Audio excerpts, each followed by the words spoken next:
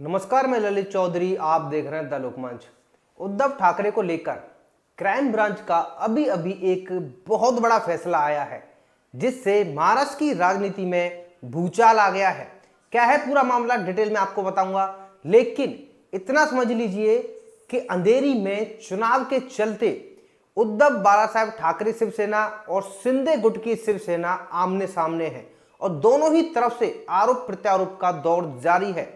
यहां तक कि यह कोशिश भी की जा रही है कि दोनों पार्टियों की तरफ से कि जो आवेदक हैं, जो चुनाव लड़ना चाहते हैं, उनके आवेदन को खारिज करवा दिया जाए। इसलिए बहुत सारे लूप होल भी ढूंढे जा रहे हैं। अब क्राइम ब्रांच का क्या फैसला आया है, संक्षिप्त में आपको बता देता हूं। दरअसल शिंदे गुट ने उद्धव ठाकरे को लेकर क्राइम ब्रांच में एक शिकायत की थी। शिकायत यह थी कि उद्धव ठाकरे ने अपना चुनावी हलफनामा गलत तरीके से दिखाया है और फर्जी रिपोर्ट लगाई है।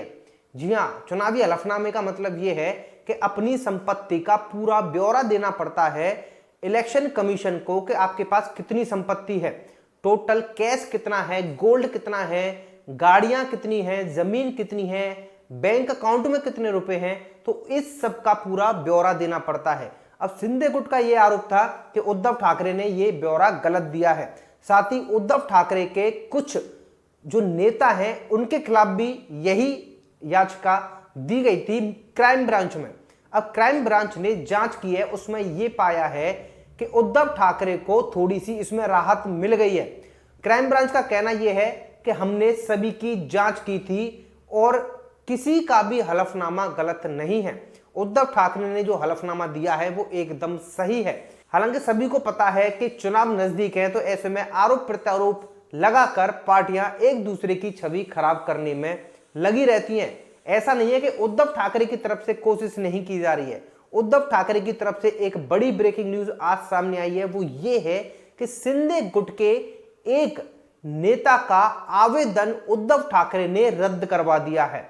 जी हां, क्योंकि उस नेता के खिलाफ जो है पाबंदियां लगाई गई थी चुनाव को लेकर, उसके बाद भी उसने आवेदन कर दिया था, जिसको लेकर उद्धव ठाकरे ने हायर अथॉरिटीज से अपनी शिकायत की और उसके बाद में उसका आवेदन रद्द हो गया।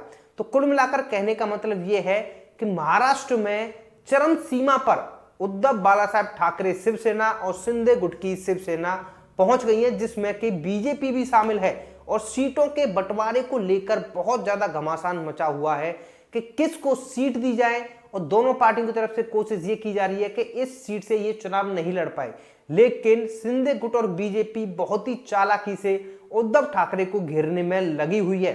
अब मुंबई क्राइम ब्रांच की तरफ से जो फैसला आया है, जाहिर सी बात है उद्धव ठाकरे के लिए एक राहत की खबर है, लेकिन कहानी अभी यहीं खत्म नहीं होती है।